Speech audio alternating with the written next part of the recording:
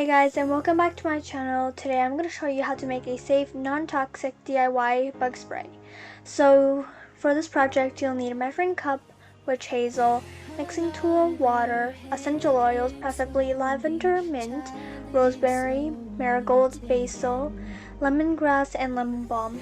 And the benefits of these ingredients will be listed down in the description box below, so you can go check that out.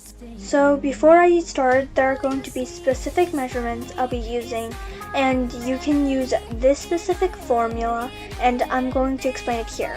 Like I mentioned earlier, I created a formula to find out how many drops of essential oil you need, and the formula I created helps you find it.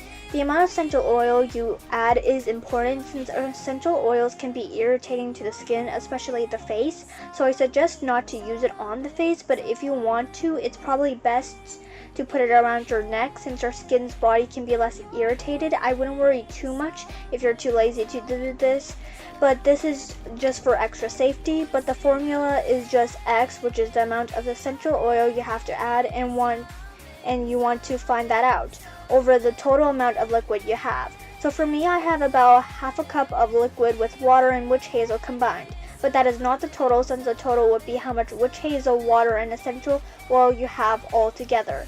If you have more or less liquid than me, you can just plug in the numbers and solve for how much essential oil you have to add. I have a total of 119.2 milliliters of liquid, and I have to add about 24 drops of essential oil to make sure that the percentage is 1% and no more.